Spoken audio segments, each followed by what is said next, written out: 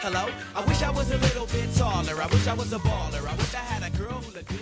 G'day, ballers, and welcome to the SC Ballers Tuesday show. My name's Jono, coach of the Harsbeans, and with me here to talk about this big buy round coming into round 18 are two special guests. Well, one special guest and the other one's Tubes. I'll bring in Tubes first. How you going, mate? Yeah, not too bad, Jono. I'm not happy with your shirt though for this evening. New South Wales 13 plus. You wore it the first time and it worked, and then you doubled down and it did not work at all. So I don't know what you're doing. It feels a bit risky. It's risky, but Tubes, if we're going to talk about shirts, what about your Young GI shirt? Are you still reveling in the news of Young GI making Origin? It's a double-edged sword though, isn't it? I don't get him for this week in round 18, but yeah, very happy for him to make Origin. The people laughed, Jono. They laughed. I laughed. You laughed. Everyone at Baller Towers laughed. No one could see what my eye can see, and like it's like when I picked Marcelo Montoya 4 years ago as the pod of the week, and people laughed. And look at him; he's still going well. It's nothing like Montoya because Young GI has been unbelievable. And Tubes, I've got to say, I really enjoyed on Instagram, Baller put out like the rankings of all the contributors. And we all had our rankings listed. And for your ranking this week, it was just supporting Young GI, which feels very fitting for how things are going for you, Tubes, this season. But we'll talk about how you're going to be making your comeback soon. I better get into our next special guest, which joining us not only for his baller debut, but it's his podcast debut. It is the coach of Wonghole, Cracker. How you going? I'm very good, thanks, Jono. Very happy to be here with you and Tubes tonight. Been loving following what the SC Ballers have been doing this year, consuming all the content, helping me out along the way. So, yeah, very happy that the coaching staff have put me in for my debut heading into this final major buy round, ready to talk some SuperCoach. Yeah, I tell you what, looking at some of these team lists that have come out for this week, your debut, maybe, there's some ranked team lists, so maybe we're just trying to replicate that by bringing you into the Tuesday pod this week. But Cracker, tell us a little bit, how's your team going this year? Yeah, sitting all right. Sitting in about 1,900th at the moment. I've kind of just been hovering there for quite a long time. I think that when I go above par, I go just above par. When I go below par, I go just below par. So I've just kind of been cruising along, but I feel like I'm pretty close to my final team, which I think we'll talk about this evening. So, yeah, I think I'm poised quite well for a bit of a strong finish to the season. Nice. I know you got some pod moves. You're looking at trying to change that, not too much movement, which we'll talk about later in the pod. But before we get into all of that, we don't really know what's going to happen here, myself, Tubes, or Cracker, because producer Gramsy has told us that he has something special lined up, and we don't know what it is. So, Gramsy, have at it. The floor is yours, mate. Hey guys, Gehamat Shibasaki here. I just want to give a shout out to the SC Ballers, especially YouTubes. I heard you guys are a big fan, but thank you for supporting me. And I heard you guys gave me the nickname Young GI. Man, I can't do close to the things that you can do, but really appreciate it. And I know you guys support the Blues, but thanks and good luck to your SuperCoach season. All the best. Thanks for the shirt. I really love it. It's awesome. Thank you. Wow. Oh, my God. I'll tell you what, I did not. I just thought Gramsy was going to put together a little compilation of Tubes' kind of raps from this year. I cannot believe that was the man himself. Tubes, how are you feeling? I honestly, I thought it would be Young GI related, but I thought maybe Gramsy just put a little clip together. I was not expecting. So I think Gramsy must have gone to the Camp Maroon. He's an avid Queensland supporter. And so he's just gone. And so that, Young GI Shibasaki, he was in his Queensland gear and he was holding this Young GI Baller Alert shirt. I'm in shock. I don't even know what to say. That's I feel like a celebrity sighting. It's unbelievable. And Young GI, yeah, he has the shirt in his possession. Loved it. Loved the feel of the fabric. Producer Gramsy is giving us these notes in our chat because that was an absolute surprise to us. So, yeah, taken straight after the presser. Young GI also appreciated a fellow goatee wearer in producer Gramsy. And yeah, Gramsy said he's a genuinely nice guy. He also said, you have heard his name properly said now. There is no R in Gamut. Have I pronounced that wrong? Probably still wrong. But Shibs, one thing to take away there is even Shibasaki himself wasn't happy with the young GI comparison. Even he thought it was too much. And we've seen maybe he's just been modest and humble, Tubes. He's definitely been modest and humble. Like, Greg Inglis didn't bust onto the scene and then in the first year after I recognised him as a good player make Origin. Like, Shibasaki's like just exploded. It's just so good. Like, as in, he's honestly the story of the Queensland Maroons camp. It's unfortunate that he's going to have to get a beat down next week with Stephen Crichton running at him and the Blues. But yeah, I don't know. That's just so good. It's like Gramsci's just given us so much background information that we just didn't even know. So he's still on a development contract with the Broncos, not in the top 30. And he was working as a youth worker in Townsville last year, playing part-time with the Townsville Blackhawks in the Queensland Cup. That's incredible. And he's good mates with Paddy Carrigan, who gave him a kick up the bum to come back for pre-season this year. I did hear Lockie talking about it on 9 as well, saying that he nearly didn't even make it through Madge's pre-season. Like, he wanted to not give up, but he nearly like didn't quite make it through the whole pre-season. So yeah, huge effort. Geez, it'd be nice if he could sport that shirt. I know it'd be weird like walking around with a shirt with your face on it saying Young GI, but it'd be good to see him in it one day. Even just seeing a picture of him holding it is ridiculous. I can't wait to once we're finished recording, like just to watch that video again. Unbelievable! Yeah. That was a complete shock. I can't believe how good that is. And known as gem to his teammates, I'll tell you what, he has been a little gem this year, Shibasaki. And well done, Gramsci, because that video was a gem as well. What a great effort. I mean, obviously, if you're listening on Spotify or Apple through your podcast app, make sure you get on YouTube to actually have a watch of that video, because that is absolutely awesome to see him holding that young GI baller alert shirt. Who knew, Tubes, that you just making an exaggerated comment in round 1 of the season would turn into that? An eagle eye comment. I actually, one thing I did, speaking of YouTube, we do like engaging in the YouTube comments. And there was someone earlier today that commented on the Sunday Snap that said Tubes is an oracle. I did screenshot it. It looked good. I'll put it on my resume moving forward. What was your burner?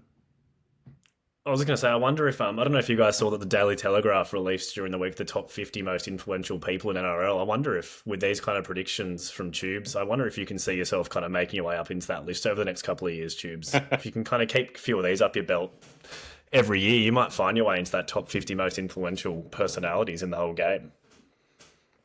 The Daily Telegraph would be lucky to get into my top 50 media outlets, crackers, so hopefully not. All right, well, let's get on with the show. I'm a little bit rattled by how good that video was, but we'll try and pull it together, get on with the show. And just a quick update, first of all, on our Unlimited League. The league is obviously closed now, but Tubes, did you want to give us a bit of an update on how that league is sitting at the moment? Yeah, so the league's closed. There's a new leader, coach of his name's Justin, and he's coach of Just To'o Good. Good name. Which is a good name. Very good name, Coach Justin. 7th overall after a 13.95 on the weekend. Former leader Anthony, coach of the Feb Dogs, has dropped to 13th overall. And I suppose up there, it's probably remiss of us not to give a shout out to coach of the Terrace Crew, normal host of this pod, Matt. He's jumped up to 27th overall during the week with, I think, a high 1,300 score as well. All right. Now, just another reminder just to check out ballr.live. If you haven't, that's ballr.live. Make sure to sign up. We'll be giving you some more information very soon about why you should be signed up to that website. But, Tubes, we've been able to see a couple of the features coming up that includes like some really excellent player tables and stats. things like base plus power that you actually can't currently find on anything. It's not on the SuperCoach app. It's not available publicly elsewhere. It's through people doing calculations themselves. And that should be there ready to go by the time round 18 kicks off. So that's pretty exciting as well. Also coming up this week is the watch along. It's going to be happening on Friday night for that Broncos versus Bulldogs game. So more information to come there as the week rolls on. But that takes us into our Baller Blueprint, which this week is brought to you by the Baller Run Home Challenge. So the Baller Run Home Challenge is going to be kicking off in round 20. That means that if your rank is low, don't give up yet, because launching around 20, $7,000 in prizes. There's going to be $3,000 up for first, and it's going to pay all the way down to 10th. Couple of things worth mentioning. Number one, you do need to be signed up to ballr.live. It's a very easy process, ballr.live, super quick. It took me 30 seconds to do it while watching the watch along the other night. Tubes, I know you did it live during the watch along. So yes, you do need to be logged in. That's very, very important.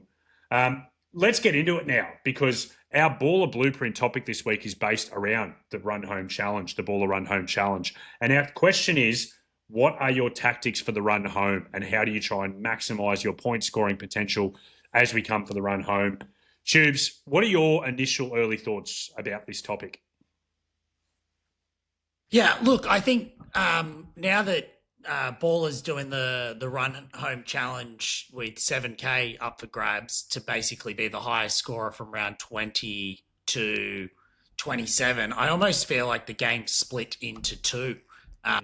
It is going to be very similar. I think, though, that where I'm sitting at the moment, I'm very much going to be focused on the Run Home Challenge. I actually didn't even look at my rank this week, but let's just say I'm out of the top 10%, which I've been teetering and joking about, but I've finally fallen outside of it. So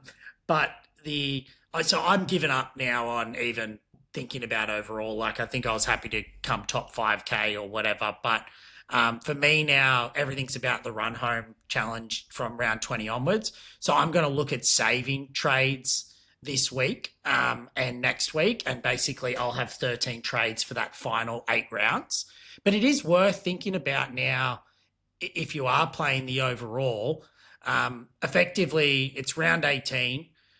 So what does that mean? So there's 10 more rounds left in the season, which basically means after this week, there's going to be a max of 18 trades left. And so for me, I think if you're thinking about what the blueprint needs to be, it's really considering, what do you want your final team to be? What's the current value of your final team? What's the number of people you want to finish in your squad? What does that look like? Number of nuffs, number of full players, and then how many trades you're going to actually need for the run home. So I've probably outlined all the different blueprint options, but that's what I'm considering. That's what I'd be thinking about for that run home. Well, let's unpack a little bit. You mentioned about nuffs and playable options. Cracker, when it comes to, we got a 26-man squad now, when it comes to that back end of the year, what do you think is an ideal breakdown? Like, how many players do you want to have versus nuffs? Yeah. Are you a believer in squad depth and holding on to guys just to have a number, or are you more about trying to get keepers and nuffs, and if so, how many? Yeah, I think from here it's a sprint to get to your final team. I think you want to get there as quickly as you possibly can, and I'm definitely more leaning towards nuffs than having guys that are just sitting there to hold up a spot, because that's going to allow you to have those 18 to 20 guys that are your out-and-out guns that you're playing every single week. I think there's room to maybe have 2 guys there that are maybe your playable options on matchups. Like, you know, you could hang on to someone like a Billy Smith, for example, if you didn't want to use that trade, and he could sit there if the Roosters have a really soft matchup. But I think 3 to 4 nuffs, and then prioritising around that 19, 20 player mark of your absolute guns that you're happy to play each and every week is probably the way to do it. And I think just on the trade numbers, I think I'm probably going to be sitting on about 11 trades when we get to round 20, but I think you could probably get away with 7 or 8 if you're in a position where you had like your team pretty settled, and then you're kind of holding those trades for carnage or for some little pod moves right at the very end. But I think that's the way I see it. I think I'm looking at 3 to 4 nuffs. 11 feels like a lot. How many do you have now? I have 14 coming into this round. So I've got 3 trades over the next 2 weeks is what you're thinking? That's what I'm thinking, but I mean, it's Tuesday night, right? I could easily, by the end of this week, be using 3 all of a sudden, but at the moment, that's what I'm thinking. And I think that just gives me that flexibility on the run home to still make some little moves if there's no carnage, but also then have the trades there if there is carnage to kind of, survive, I guess, to the very end. Tubes, Cracker touched on something interesting. He mentioned around that kind of 3 to 4 nuffs. Personally, I'm going to be going with 22 playable players, 4 nuffs. I'm also going to be coming into round 20 sub 10 trades. I'll have either 8 or 9 trades if things pan out how my plan is going. I know, Tubes, that with this run home challenge, you're thinking about being a little bit more aggressive in terms of nuffs versus playable options. Do you want to just tell us a bit about that tactic? Yeah, and I think this works for even people that are still going for overall. I think based on the number of trades is how many nuffs that you can have. So I think you're a sweet spot there, Jono. If, say, come round 19, you've got 10, 11 trades after the bye period's finish, and you as you Cracker said, you're racing to get to your final team. I think if you've got 9 to 11 trades from round 19 onwards, you can go with 4 nuffs and 22 players, and you sort of just hold on, make trades, and use that. I think that if you have less than 9 trades, so you've only got 6 or 7, which I think there are a few. I think I don't know. I haven't got Danny Boy's latest update or the Podfathers, but I know that they were going hard for a period of time there. I think if that's the case, then you are more likely to hold a Billy Smith, and you might need to have 23 playable players. I'm thinking about going aggressive. I don't have the best squad value at the moment, so I'm thinking about holding all my trades now till 20, maybe even beyond, see what 20 looks like, running with 20 absolute premium playable players, and then having 13 trades for that final 8 rounds. So that's basically 16 trade possibilities over 8 rounds, and I'll have 13 available. So like if injuries strike, if different things happen, I'll only have 20, but I'll have the trades in the bank to have a good crack at moving things around. The last one I want to quickly touch on, Cracker, I'll throw to you for this. Restings at the end of the year. 2023 saw mass restings in round 27, which completely stuffed people up. I remember I literally had 10 players that could take the field for that final round. I had no trades to do anything about it. It dropped my rank outside of the top 1,000 in 2023. 2024, there was effectively no resting because teams were all fighting for spots, whether it be in the top 4 or the top 8. How concerned, Cracker, are you about restings at the back end of this year? Does that factor in any way for you, or is that just a case of take it as it comes? Look, it had until about 5 seconds ago when you posed that question so nicely. I think the big one, I think Melbourne's a really big one. They won't have had a bye in 12 rounds by the time we reach the end of the season. So I think Bellamy will be looking to get those players rest. I know how they're so highly owned at the moment as well. There's people out there who plan on owning the whole spine plus Katoa. So that could really be a factor at the back end. I think outside of them, in terms of the top 4 teams, I'm not too stressed, although the top 4 could change with the Warriors and their injuries that have hit them. So there could be a bit of shuffling there. But I feel as though Storm are probably the only team that's going to look to do the mass restings. But I guess that'll be easier to answer as we get closer and this ladder kind of shakes itself out because it's still so congested in that bottom half of the top 8. But if teams have solidified a home final, we've seen coaches lean more into it in previous years. So would not surprise me, but probably something to have another look at come round 23, 24, when we've got a bit more of an answer about the ladder. Yep, that's makes sense as an answer. The only thing I'd add to that is I think that the 2 clear cut, as you say, is Storm and then Raiders. And I'd hesitate to bring it in like a Hudson Young after Origin because I think the Raiders are going so well. And he's got that, I'm not even going to, it's some type of groin, pubic type injury of some description. And so I think that he easily could rest, especially with their forward depth. And osteitis pubis is what I'm being told. And then the Storm, as you say, I think we've been talking a lot about Nico Hynes versus Hughes and who to hold. Geez, if you have Munster, Hughes, Harry, and Pappy, then I hadn't factored that in. You're probably looking at maybe holding Nico versus Hughes in that world, and that probably factors into it a little bit as well. And can I just jump in on the Raiders as well? Like, you guys and everyone in the Supercoach world talk so much about Ricky Roulette. Like, if he's not resting, he might just do more of his bizarre minutes inconsistency to manage guys game to game. Even if he wants to keep them playing, he might just Tom Starling, perfect example, could just get pulled and only play 40 minutes. Do you want him as your hooker one option for the run home when Ricky's probably going to get some minutes into Owen Paddy? Potentially. Like, that, they're all risks to think about, I think. All right, I think it's a very well-detailed answer for our tactics for the run home. And I know, Hughes, I'm looking forward to seeing you in particular for this Baller Run Home Challenge. I feel like you're investing a lot into it and talking up a big game, so I'm interested to see how it all pans out for you. But let's now get into the positional analysis for the upcoming week. We're going to start off with fullback. And this is a week where a lot of the gun fullbacks are in and they're playing. So it's going to make it really interesting for those captaincy and vice-captaincy options. I mean, one of the most traded players in the week, and he's top 5 traded in this week, is Scotty Drinkwater, who a lot of people were jumping ship on not long ago. He's now up to nearly 80% again of the top 10%, break even to 25. I mean, that Clifford did and halves combo saw him return a little bit back to his old role. Tubes, you were a Drinky seller. I know you're kind of thinking, is he now maybe even a run home player with these changes? What do you think? Yeah, I mean, I sold thinking that they were going to stick with that Purdue combo, and I really didn't like it. And obviously that boded well for a couple of weeks there. But now flipping back to that, like, it's just back. It was back to, business as usual on the weekend. Every road goes through Drinkwater for the Cowboys. He's kicking goals. He's kicking goals only when he knows he can kick them.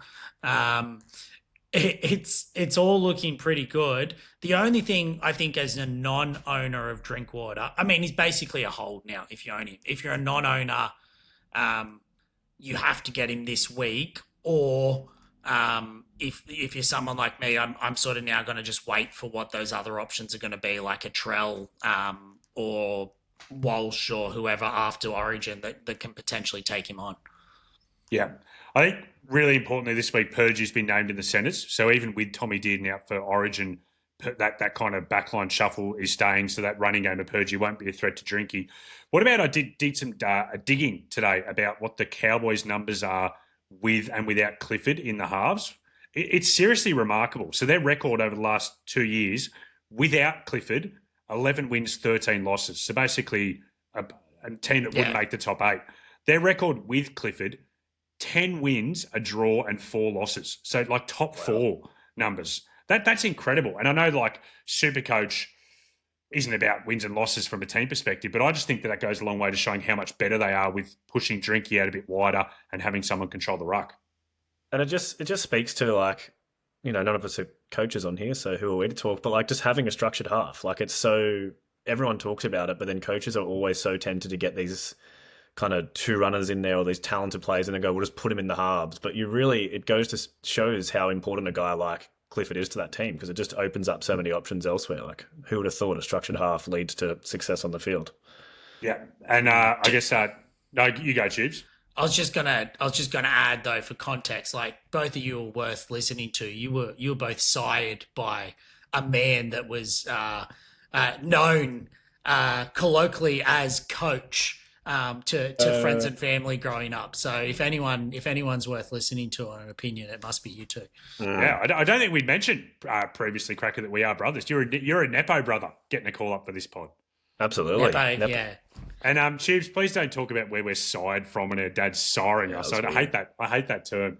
But good cult stock. Good siring. Yeah. No. All right.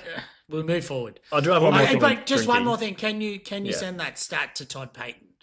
Because I think he might need it before he mixes things up again. It might have been helpful to have 5 rounds ago. Yeah, he seriously, like, Cracker and I were calling him Todd Hayton on the pre-pod, because he's hating picking Clifford, but he just can't argue with those results. Sorry, Craig, do you have something else you want to add before we move on? I was just going to say, Tubes made the point about if you're going to get him, this is the week to get him. Just worth noting, his next 3 games are Melbourne, the Bulldogs, the Dolphins.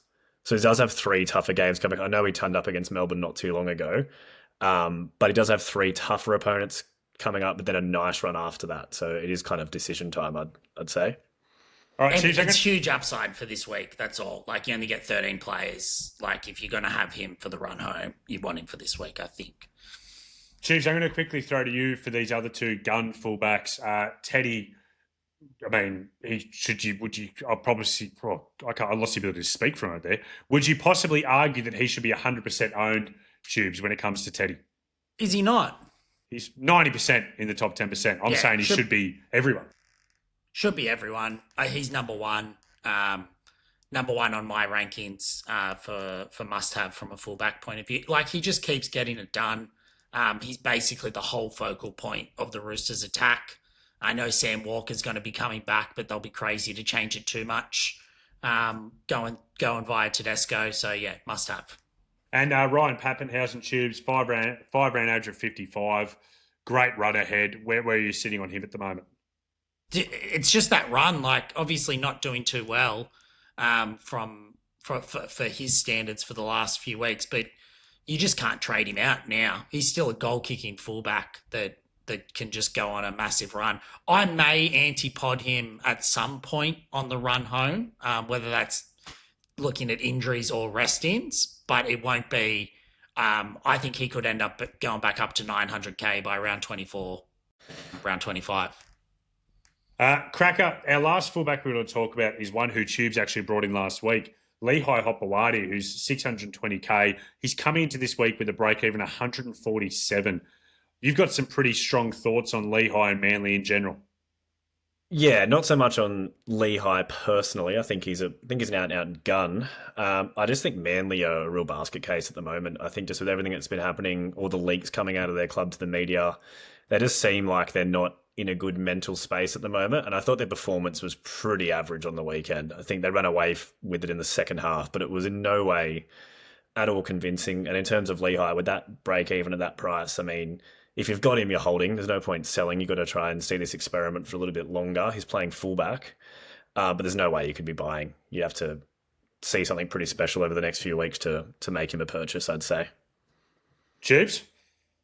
Yeah, I couldn't disagree anymore. Like, as in, I think that Manly had their first game where they had Turbo in the centres and Lehi at the back, and they're clearly trying to shake things up. Yes. Did they look clunky? Yes. Obviously, Olakuatu's still to come back at some point into the side. Garrick back to that left wing. I just think that Manly I think that they're going to have a good run, and I really like the look of Lehi. I really liked the look of Turbo sweeping, coming from the right to the left, and I think that he's going to then be running additional decoy plays. I think Lehi is like almost a must-have for the run home in the centre wing. If he was to hold that centre wing, that fullback spot, which I think, based on what I saw last week, I think he will. I think they'll run with this now, moving forward. All right, I guess time will tell. Let's get on to the centre wing, who the most traded in player of the week is Mark Nawaqanitawase, who is 634K, break even at 29. I was actually doing a little bit of research with this new baller player profiles that are going to be launched this week for people who are signed up and logged in. His base for the year is 30.8. He's got a 5-round average of 34, and his base plus power for the year is 45, and his 5-round average is almost at 51. Could an argument be made, Cracker? You're a Roosters fan, so I'll put it to you, that Mark is just lifting this kind of stuff that was low for him at the start just because he's getting used to the game of rugby league? I mean, the numbers are there, right? You can't really argue with the numbers, and his 5-round average that's quite impressive when you're throwing that the power stats, on top. I still just think at 634K, there's better options. Like, I think, as I said earlier, you're trying to race to your final team. I don't know if he is one of those final CT dubs when you've got your Lomaxes and your Kirazes there. And I think in the short term, this week is back to the centres. I mean, I don't have the numbers in front of me, but from an NRL perspective, he always just looks more comfortable on the wing. I can't get around him as a purchase at that price with the other options that are there. But, I mean, he's fun to watch. He'd be a great own. Those weeks where he's on fire and he's just offloading at will, it'd be very nice just sitting back and knowing he's in your team. Tubes, what do you make of the most traded player around? I know Matt's bringing him in this week, I believe. So what do you think, Tubes? Smart trade? I think so. I think when you say like getting to your final team, part of your final team is having those real big upside centre wings that you can play on matchup. So it might seem a little bit short-sighted, but that matchup for the Roosters this week is ridiculous. You just talked about how Manly didn't look good and they put 28 on the Tigers. Like the Tigers are just ready for another like bath this weekend, I think. And Marky Mark could go huge. So I like him as an option. They then play the Dragons after that. They then play the Sharks, who have been letting in 30 points. And then they've got some other couple of playable options on the run home. Round 27, they play the Bunnies. So I think you're bringing him in for the next 3 rounds and then trying to play him on matchup outside of that. And that base plus power numbers just works out.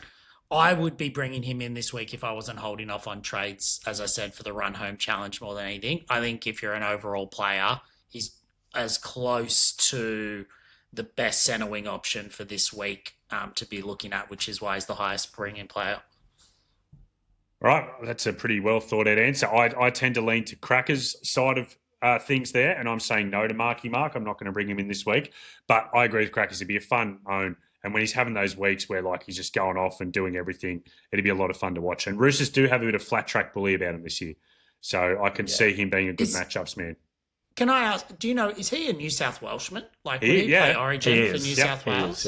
Yeah, that would be good if in over the next few years. It'd be interesting to see if he keeps kicking on. It'd be a good New South Welshman. Joey Johns was floating him earlier this year before game 1. Like when there was rumours about Brian To'o being hurt, Joey Johns was trying to push for him then. So you're definitely in and around the radar already. On to Karapani, who was last week's most traded in player. He still has a massive negative break even. It's 28. Do you think he's still an option, Tubes, or is he too far gone now? No, I don't think you can. 416k. Part of the reason for him was just that he was so cheap and it was such. But he made 130k last week. I don't think you need that downgrade option to a 416k player. I think it's guns, nuffs, or genuine cheapies. So yeah, I think move on from him if you're thinking about bringing him in this week. Jacob Kiddos is somehow being brought in by people this week. I'm assuming that they just hadn't looked at the team list properly yet and haven't realised that 18th man for Origin means that you actually are unavailable for selection. So just putting that on people's radars. One talking point that I'm interested in unpacking a bit is Jaxon Purdue. We mentioned him in that Scott Drinkwater conversation. He's obviously playing back in the centres. He's the most sold centre wing of the week. I know that Baller contributor Danny Boy is looking at selling Purdue. He's had enough. He's down to 467k, break even of 113. I mean, Cracker, I'll go to you first because I know I know what Tubes' opinion is on this. What do you think of people selling Purdue this week? I don't think you can sell him. I don't think you can sell him at that price because what do you like? Who are you selling him to? Are people downgrading? Are people upgrading? It's just such an awkward price that he's sitting at, and I feel like mentally knowing what price he got to, it becomes a really hard sell knowing the heights that he reached earlier in the season. He's also become dual this week. He's also become a dual 5'8". So if he does turn it around a bit, you could flip him up into that second 5'8" spot if you're going with the running home with just a Munster or a Campbell. I reckon the selling is coming from frustration rather than like it's an emotional sell rather than thinking about the price and everything because I don't really know what you're getting out of it, as I said earlier. Tubes, what do you think? Yeah, I agree. I think he's still got that upside play. I mean, you really don't want someone in your team that's going to be getting 18s, and that probably. But if you take that as an outlier, first game back at centre. What's it going to look like? As you said, they probably have a bit of a tougher run coming up, the Cowboys, and that's probably the pause. But I think after that, it gets pretty easy. Dragons, Sharks, Eels, Knights, Tigers, Broncos to finish out the year. I think there's nothing wrong with holding on to him and him being a playable option in some of those, or as you said, a second 5'8". He's not value to sell. Yeah, I'm with both of you. I don't think I'd sell him. And in fact, I actually think he's a sneaky little pod purchase for anyone who has to sell Lukey Metcalf this week after his ACL injury. You can make nearly 200k on the trade. He's averaging over 60 at centre versus low 50s at 5'8".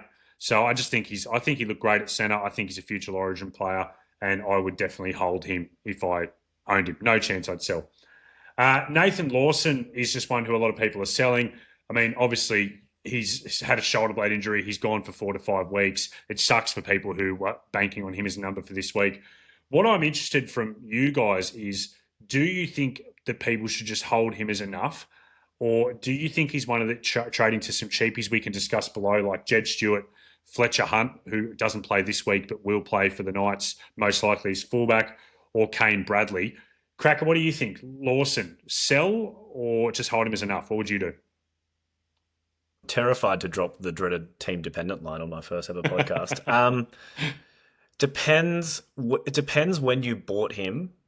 Were you buying him hoping he would make lots of cash to get up to somebody else, or were you just cashing in at that point and happy to have almost enough come into your team at that point in time? Because he hasn't made any money.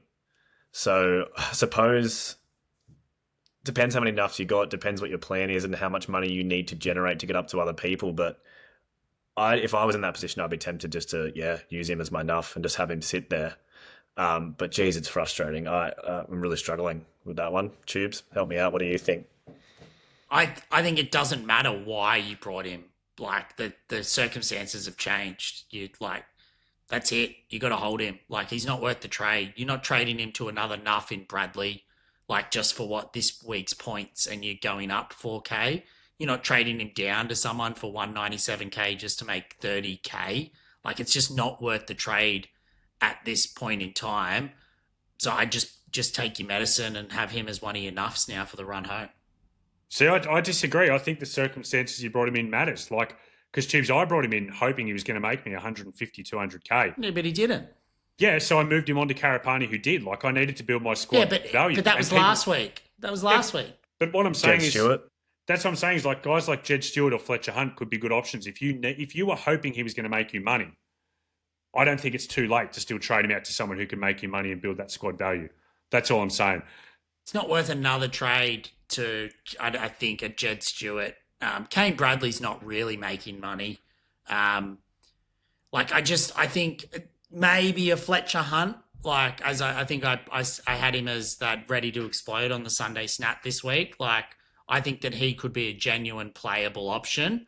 I probably just hate the other two cheapies that you brought up, Jed Stuart and Kane Bradley. Like, I think you'd need the right one. Karapani was 100% the right one last week. Like, but you're not doing it now to him. Yeah, I think Jed Stewart's an avoid despite that negative 22 break even. And I do like Kane Bradley. If you are someone who wants to bring in enough, I think it's not a bad one to be a perfect one and done enough for this week. I wouldn't be sidewaysing it from Lawson, but if you're looking at a downgrade option, Kane Bradley playing his second game of the year, perfect one and done enough. And as producer Gramsci's added into our run sheet here, if the Storm have mass restings later on the year, he's a big chance of playing in that final round as well. So I like the look of Kane Bradley. Let's get on to 5'8" and halfback now. Obviously, Lukey Metcalf, we mentioned ACL gone for the year. People are going to be looking for an option. One of those options is Jerome Hughes, who is the third most traded in player of the round. I really like him as a Metcalf replacement. I think that goes without saying. If you could make that work, he's a really good one. What I'm interested in from you guys is I've seen people on socials, and even one who wrote into our Baller Unlimited League said, should I do Hynes to Jerome Hughes this week? What do you guys make of people jumping ship from Hynes to Hughes? Cracker, do you think it's worth a trade? I'm in this exact position, and I'm not doing it. I don't think it's worth a trade. However, I can understand.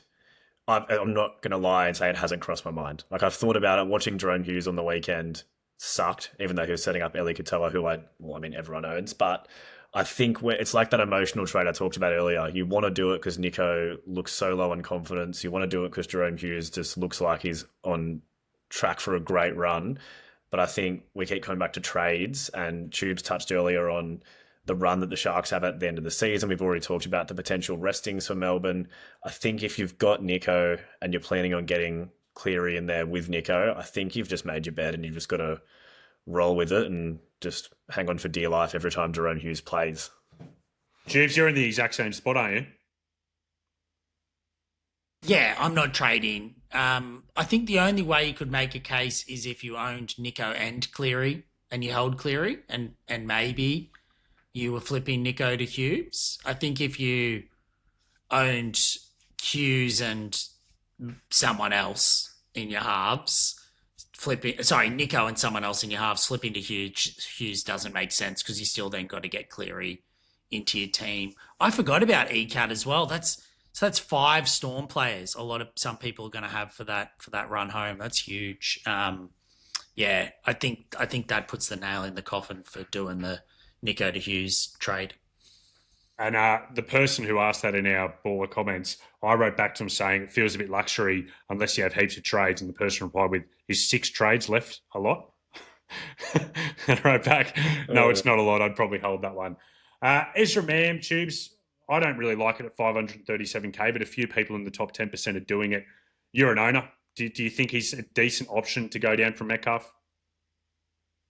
No, I don't. I've been happy with his output. I brought him in before his first price rise and was hoping for him to have that upside. I think their left edge has looked very good. Obviously with young GI, Karapani, Walsh back, he's been getting great attacking stats, and he doesn't have any base.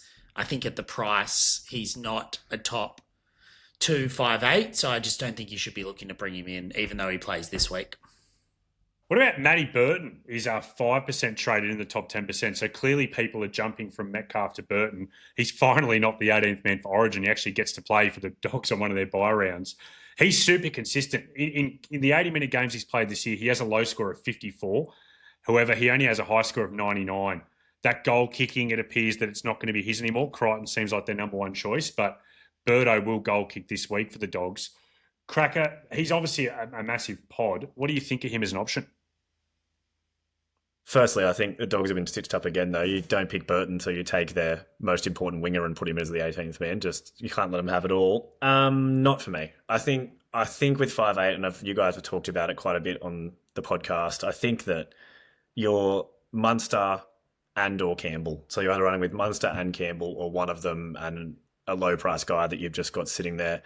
I can see the appeal from the Metcalf move to him, but I think we've talked about final team. I think you want Munster and Campbell or one or the other, and I don't think, because of that reason, I just don't think Burton is the best option with those guys there in a pretty boring position. Yeah, and I've got to correct myself. He's not 5% brought in. He's 5% owned, 1.2% of the top 10% are bringing him in so far this week. There will be people who are going to look to downgrade Metcalf to someone at a much lower price and open up cash elsewhere in their squad. We've spoken about maybe not needing to gun 5'8" for the run home if that's a bit luxury. One of those options is Latu Fainu, who's 335K. His break-even still very low. It's only 6. He had a 43 in the weekend with a forced dropout being his only attacking stat. He's a tackle buster, that's for sure. Tubes, do you like Latu as a potential option for people who want to downgrade and open up some cash? No, I think I'd rather enough than him. I think 335K. Oh shit! I was reading 381. Sorry. So 335 is probably not too bad. Like if it's a genuine just going down to look at making cash, he's Fainu. I think he's Fainu for you. But other than that, you don't want to have to play him. He would be a genuine. You'd never want to play him, and you're only playing him in round 26, round 27 when you got no trades and Munster's been rest or Campbell's gone down injured type option as a backup. And I think just on that, I mean, we talked about some of the disgusting lineups for this week. His spine that he's working with this week. We got Taruva at fullback, got Dewey in the halves with him, and Tristan Hope at dummy half. That's his crew for this week against the flat track bully Roosters, as you called them, John. I would never call them that as a fan, but I know I'm looking 1 week only, but flip it up, Gramsci. Hang on, let me have a sip from my Roosters mug as we go to that. What about I've seen people talking about potentially waiting a week. Like there are people who've made their mind up that they do want to downgrade Metcalf, and some of them are looking at maybe waiting a week and going with whoever's the winner of the Warriors' vacant position. Trade Metcalf to whoever gets the job at a Tomato Martin or Tanner Boyd, a goal-kicking Tanner Boyd, that would be. I mean, for me, I guess if I had to make that decision, I would probably prefer both of those guys over Latu Fainu with prices. Like Tanner Boyd's not much cheaper. He's 330k, but he will goal kick, and the Warriors are a pretty good team. And Tamari Martin, 244k. If he gets the job, he's shown what he can do when he's played big minutes in the past. So I think for me, yeah, if I was having to downgrade, that's where I'd be going. Let's get on to second row forward now. And Jacob Preston is the second most traded in player from of the round. He's 690k. His break even still pretty high. It's in the 90s. Tubes, what do you make of Jacob Preston as an option? I think he's one of the better premium options that are playing this round, and that's reflected why he's been brought in. Like, you can bring him in and he's a set and forget. Crackers talked about before wanting to get to your final team. He's easily in the top 5 to 6 second row forwards. The price probably isn't quite right, 690k. You're certainly paying a bit of a tax for that. But for those that have plenty of cash, I don't think you're worrying about it. For me, in my second row, I'm probably maybe because I don't have as much cash, and I'm waiting on the likes of the Angus Crichton and different ones like that in my final squad for the run home. But yeah, certainly very playable, very good option this week that you can hold on to. Cracker, what are your thoughts on Preston? I owned him earlier in the year and I loved owning him. He's such a machine. He played really well on the weekend. I think there was a bit of a battle between him and Kikau last week of who you bring in. I think all three of us, I know Tubes, you've owned Kikau for a long time, but John and I, we brought him in because of the price. I agree with what Tubes just said. He's an endgame player. I just feel as though there are other great options already out there, and I do think that you guys coming back from Origin, like your Angus Crichtons and your Hudson Youngs, you can't really go wrong with him. Not for me, but I can't knock anybody doing it. He's a gun.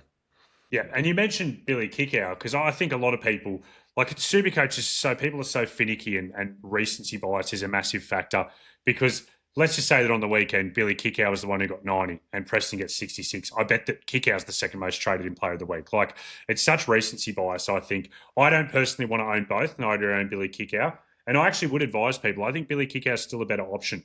Using the baller player profiles, Billy Kikau has a 5-round average of 66.4 in base plus power. That's incredible. And the bloke has attack in him. They run plays for him near the line. So personally, I'd prefer Kikau over Preston. Tubes, you disagree? I think like, you can say people are finicky, and I don't agree. I do agree that people are, and that's the main reason. But I'd put the case up to say you've got to be fluid, Jono. Last week, Kikau was a better buy. He was 612k or something like that, and Preston was 712k. This week, Billy Kikau 657, Preston's 690. There's not that much difference between them. Preston's the more proven gun, and I'd lock him in if I had a choice between him or Kikau. I own Kikau, and I love owning him. But if you gave me a choice without costing me any trades to get Preston in instead of him right now, I'd take Preston every day.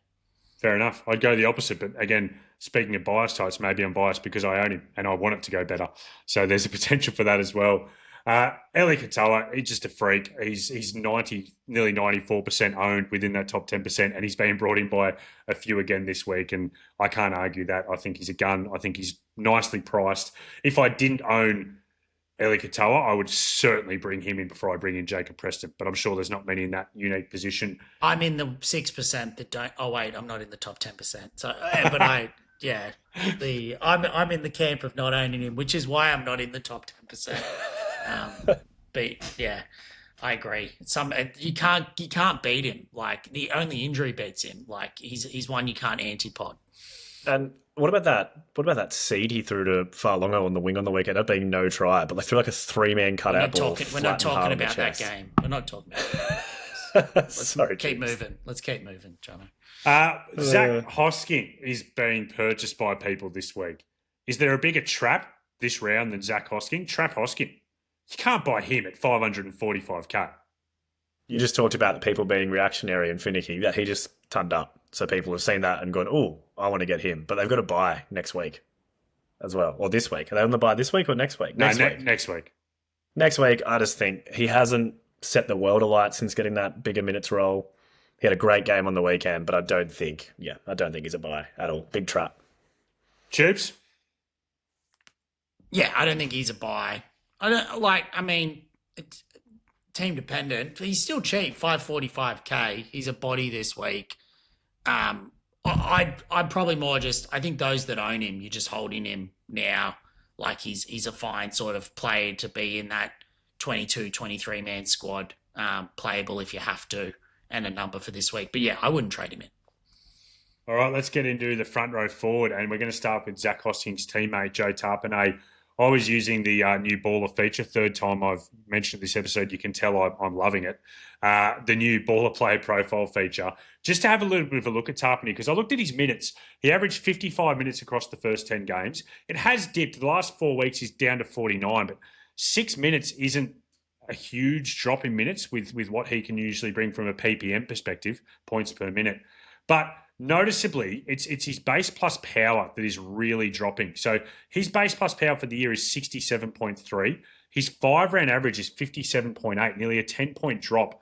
And he actually recently went on a 3-game streak where he didn't have a single offload 3 weeks in a row until it came back a little bit on the weekend. I'm starting, looking at those kind of numbers as a Tapine owner, it does make me a little bit concerned, Cracker. I know you're a Tapine owner who also owns AFB, and you're starting to get a bit concerned as well. Well, my one trade this week is because of that. Tubes actually talked about it on the Sunday Snap, and as I was driving along to work listening to it, it really resonated with me about having too many of these front rowers and having Tapine and AFB. So I decided in that moment this week one of them's got to go. I've gone to AFB, but it's honestly a flip of a coin. I don't know what's going on. I'm just hoping that the offload that we saw come back a little bit on the weekend continues to come into his game. But then we talked about the potential minutes management for the Raiders coming into the back end of the season. I'm hanging on, and I think if people don't own him as well as AFB and too many other guys, I think you hang on. But I think if you are in my boat and you have May, Haas, AFB, and him, I think it probably is time to jump ship off one of those last two guys, and it could be Joe. Tubes? Yeah. Well, it's not Joe this week because he's playing. So that makes your decision pretty easy. I think it's a discussion for next week. I think I don't think he needs to be in people's top 22 squad, but he's playing this week, so you're playing him. And that's pretty much it, surely. Not too much else really to talk about in the front row. Corey Horsburgh, the minutes are back.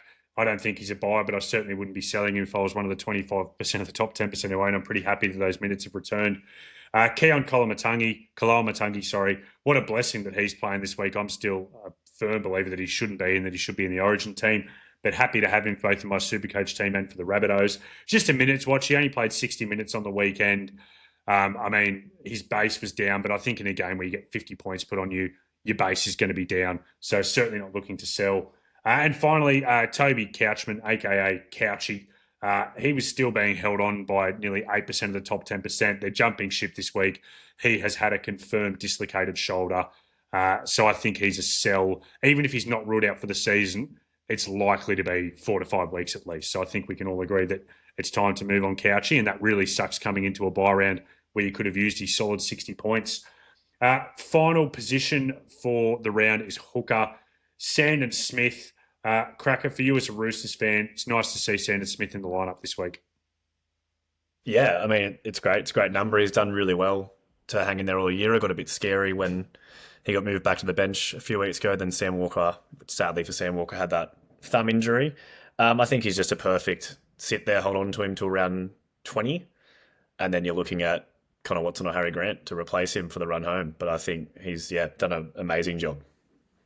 Cheers. We mentioned Ricky Roulette at the top of the show, or Cracker mentioned Ricky Roulette. Tommy Starling, there's no point ever looking for any consistency in his minutes. He dropped down for a bit. Now he's been back up to the high 60s the last 2 weeks. What you can say is that you're just happy to have him in your team this week, aren't you? Yeah. It's not the best position to talk about this week because you're not trading anyone in, and you've either got Sandon and or Starling, and you're just holding on, and then you're looking at options to get to Harry, Connor Watson, really from next week onwards, depending on backing up. And Cracker, you noticed on the Rabbitohs extended bench that the Cheese, Brandon Smith, has made his first sighting for the year on that extended bench. I mean, you just think he's worth a bit of a watch if he does return?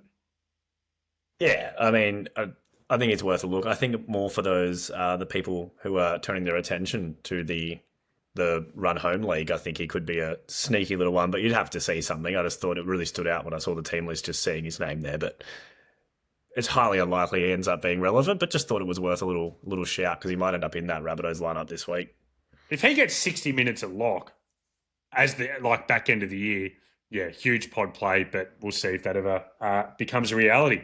All right, that brings us to our position analysis closed. So let's go to captain's chat.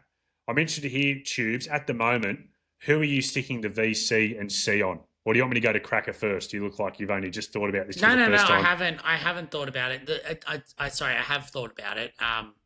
My face there was probably it's a boring topic again this week, isn't it? Because it's VC Pappy, C Teddy, as in. And 100% of people should just be doing that. As in, I can't see how you go anything else, for this week. I could. I'm tempted to do VC Teddy and then take a risk and save a spot for Garrick against the Rabbitohs and leave Pappy and Jerome Hughes out just as a pod play. I don't mind it. Cracker, what are your thoughts? Is it as clear-cut as Tubes makes out? It's as clear-cut as Tubes makes out. Because I think I think for your one, if Garrick was playing before the Roosters, sure. But if you had the VC on Teddy and he has a rare down Teddy week, then you're going into the game going, Garrick's now my last hope. Are you feeling good about that? I mean, yeah, pretty good. I wouldn't feel too bad. Tubes had to see him last week and he went well. I just think you get two bites of the apple and you're getting people that are... you're getting Pappy, who can easily get 160, and you're getting him as your VC, and then you're getting Teddy, who's basically going anywhere from 75 through to 150 as your straight captaincy option. I don't mind your shout, Jono. Might do it for content. I might captain Lehi. If we're doing a watch along on Sunday instead of Friday, I might consider Lehi for the captaincy option against the Rabbitohs. I will say that I did kind of have a go at Manly earlier in the show and thinking they're not looking so great at the moment, but the Rabbitohs are awfully leaky, as we saw on the weekend. So Garrick, back to Garrick, he could potentially be kicking a lot of goals. So I guess that adds to it. Yeah. I mean, I also think, if you are going to look at the Storm guy, choose, maybe you haven't considered him because you don't own him, but I think Jerome Hughes is worth putting some consideration to as well. I just think that it's not crazy that he could outscore Pappy. He has been outscoring him over the last 5 weeks in terms of their average. So I don't think that's insane. Let's get on to our... Can I just confirm, though, John, I know you've brought up some contradictions. You're 99% going Pappy, VC, Teddy C. How much can I have on that right now that's what you do, for all those contradictions you just brought up? It's unbackable. It's 100% that I'm doing it. I'm just trying to throw it out there for the people. Let's get on to the final segment of the show, Pod of the Week. Chiefs, I'm going to throw to you first. Who's your Pod of the Week? Yeah, look, I feel a bit bad because I'm taking your glory from the Sunday snap here, but I really like it. He's 1.3% owned, 578K. Murray Tuolangi, he's got a point to prove this week. Wasn't picked in Origin. He's missed the series completely. Obviously, with the reshuffle with young GI basically getting the call up over him. I think that we talked about the Clifford effect, which is really the Drinky effect. Purdue back inside him on that left edge. He's one of the best finishers in the game. You give him an inch, he'll take a mile. I think he got up to high 700Ks earlier in the year when the Cowboys had a nice run. I think he is a very good pod option as someone to bring in as a playable play this week. And then you can hold and play on matchups for that nice Cowboys run home that they have. I've just typed him in. Sorry, John. I've just typed him in, Tubes, as you were talking because I think that's a good shout. He's actually 0.4% in the top 10%. So it's even lower. He's got 76 owners at the moment. Yeah, I really like it. Mm. And Tubes, I don't feel bad about taking him. It's a big compliment that you finally started listening to me. If you did that more often, your rank wouldn't be unranked, which is basically what we're calling it at the moment. But so I love it. Cracker, I also love your pod of the week. He's a guy that Tubes and I have spoken about heaps on the Sunday Snap. And what I love even more about it is that not only are you putting him up as a pod of the week, you are probably going to bring him in. Who have you got? Yeah, so this one, there's been a lot of Roosters rhetoric here recently, but he's taken on a massive role, or not a massive role, a bigger role for the Roosters lately. Obviously, the Roosters have quite a few Origin forwards. There's been a few injuries going on, and I think the Roosters are on the up heading into the final part of the season. He's been named on the edge this week. Siwa Wong, who's been a pretty popular Supercoach player, is out for the next 4 to 6 weeks, and my pot of the week is Celesi Fiketti, who comes in for him this week. Oh, Juice has been blown away there. Nat Butcher is also out for a little while. Victor Radley's a bit up in the air with his head knocks. So I think the job security is pretty good. And I actually like the fact that he's been brought in Siwa Wong's place, because Crichton comes back next week. Egan Butcher's been awful. So surely he holds that edge roll down. He's currently at 2.2% ownership, and he's got a negative 13 break even. So I alluded earlier about my AFB trade. It's actually going to probably be down to Fiketti, and I'm comfortable with it. And even if I have to nuff him out in 4 or 5 weeks, I feel good about it for a short-term play. Use him as a playable option for a few weeks, and also he's going to facilitate some of my other final team trades in other positions. Do you think that he holds that Wong spot, or do you think he goes back to lock next week when Crichton's back and the other other forwards are back? I think he holds the Wong spot. Trent Robinson does seem to have this weird thing with Egan Butcher where every opportunity he gets to name him in the starting side, he names him. So that does concern me a little bit. But he's surely been playing big minutes in the middle at lock as well. Anyway, surely he's around there with Radley out. And that's what I mean. Even if he doesn't hold down the Wong spot, I'm still pretty confident there's some minutes there with Radley out, Nat Butcher out. I think there's still minutes there regardless, which is why I'm willing to take the risk, because I think even if he moves from that 80-minute edge roll, there's still going to be some solid minutes there for him. And it's just great to watch. Graham's just written Connor Watson coming back as well. Yeah, but he's been there as well. Yeah.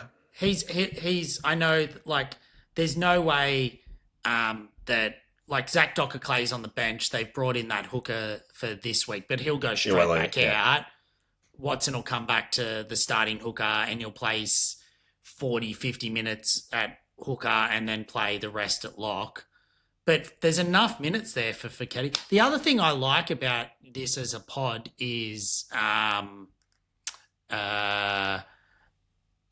he's just got such good base plus power. If he just gets the minutes, he's actually a very playable option that is dirt cheap, realistically. And an upside. We saw that try score the other week where he burst through and had the Freddie Fitler left foot step to beat the fullback. He's got the work rate, but he's also got the upside with the attack as well. Yeah, I like it. There's obviously plenty of risk involved, otherwise he wouldn't be a pod. But I like it. I think he could score huge this week.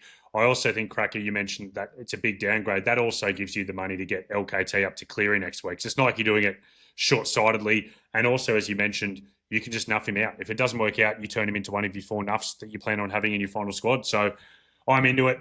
My pot of the week is Connor Tracy, who's coming in at 556K, currently only in 4.2% of the top 10%. He's got a break even at 21. I mean, we've spoken about him a lot this year. He's dual. The Dogs have no buys left now. The thing that's happened with him, the only reason he's become a pod is basically when he was at his highest ownership, he had 2 really disappointing scores back-to-back and everyone jumped off. Outside of that, he's been very, very solid this year. Maybe lacks a bit of a ceiling, but he's super solid. And I actually think that Lockie Galvin's arrival, and there was a lot of chatter about, what's his name, Crichton pushing back to fullback and Matty Burton to the centres. There was all this chat that might happen. I almost think it's put a bit of a rocket up Connor Tracy, and I think his output since then has been awesome. So I really like him as a pod of the week. Yeah, I think his performance on the weekend from an NRL perspective was close to the best I've ever seen him play. I've just got a funny little. Everything you've said makes sense, but I get this weird gut feel around Connor Tracy where I just can't look at him as an actual option. I don't know. I think it's more just from a footy perspective than a Supercoach perspective, but something just doesn't sit right with me, and I'm not quite sure what it is. It's more of a gut thing than an actual output thing. Tubes, what about you? I owned him, and I think he's a good option. I think if you own him and you held him, he's been great. I just think at that 550k price range, we've talked about a few others that you sort of want in that centre wing option. So, look, I think he could easily come out and kill it this week. I don't mind it, Jono. Like, obviously I'm a Connor Tracy man. I think sometimes when you bring in a pod and then you cut him loose, like you mentally move on from him, it's hard to bring back. So that's probably part of what's the blocker for me. All right, well, that pretty much brings us up to a close, fellas. Just a quick shout out again. Thursday Q&A pod. Make sure to ask any questions you might have for Matt and most likely Danny Boy. Ask them through X, through Instagram, TikTok, Facebook, YouTube. Jump on any of those, get your questions there. Producer Grams, you'll compile them. And make sure you give us a follow on all those platforms. Every little bit helps. And also a shout out this week, there's going to be mentioned at the top of the pod, a watch along on Friday night for the Broncos versus Bulldogs game. Tubes, do you know if you're jumping on that one? Undecided at this stage. Too much content this week. I do have to work sometimes outside of SuperCoach hours, so we'll see. I just wanted to, before we finish off, like, I'm still not over it. I'm looking forward to jumping off and watching this video again. But like, well done to producer Gramsy. Like, content of the season in getting Gehamat Shibasaki with the young GI shirt. Like, I'm just incredible. It's so good. I just want to rewind this pod and go and watch it again. Yeah, I can't wait to jump off and check it out. It's awesome. And yeah, well done. I guess also, Grams, you said to make sure we thank the Maroons too for giving young GI Shibasaki himself the time to do it. So, look, awesome. I'll thank him. New South Wales won't thank him next Wednesday, though. Cracker, well done on your podcast debut. You happy with your performance?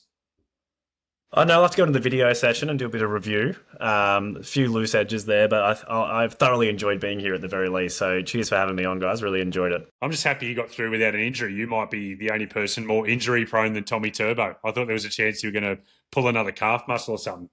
It's strapped up. It's strapped up, ready to go. Tubes, you're on fire as always. And do you have anything else to close us out?